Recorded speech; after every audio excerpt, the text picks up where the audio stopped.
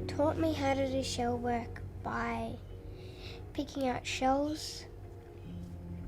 You normally have this bottom part and this top part and velvet, that you make together and put together and that.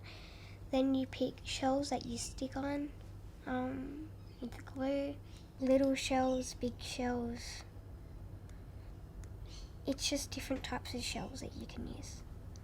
My mum used to go over on ferry with her mum and they'd collect shells, and then they'd come back and my nan would sit down and make things like jewellery boxes and with all these different shells. We used to go behind the golf links, collect them. Well, my mum done the shell work. There was a few others. Auntie Holly, I think she used to do the shell work. Then there was Esma, and she passed it on to her daughter, and I think the granddaughters do it as well. But Mum, she didn't teach us. Well, we were too busy playing. I remember when I was a young girl and I would come here to this house, my great-grandmother's house, Iris Baronia Lillian Williams.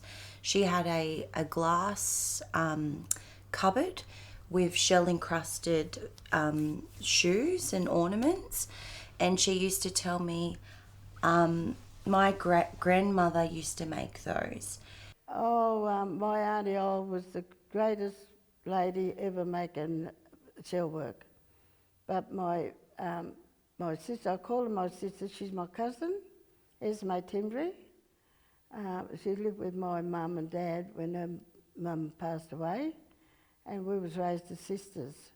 And that's what my mother said, you'd always be sisters. And she's still doing shell work. Everyone used to do shell work. But Auntie Old used to try and teach us.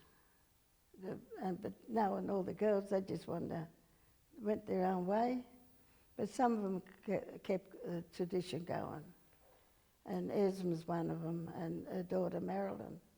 Kurnell, we used to go over there and get shells. I used to go with my auntie Old and getting shells at Kurnell.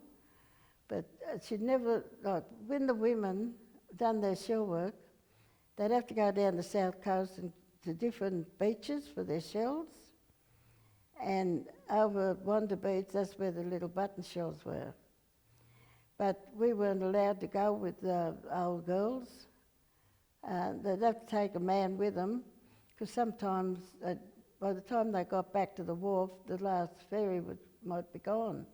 And they'd have to camp at Kurnell and get the ferry back the next morning.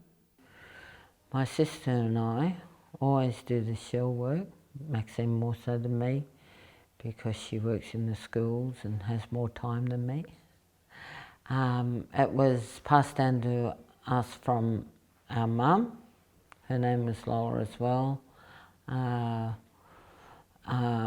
grandmother did it, which was Mum's mother, Elizabeth Page. Before she was a page, she was a coolie. And we used to always go collect shells as children, go onto the beach. We all had our own bucket each, go around and gather the shells. And Mum would teach us how to do the cutouts of the shoes, the heart boxes, the harbour bridge, how to line them with the velvet and paste material, glue material onto them, and then how to do the shells, how to line them up.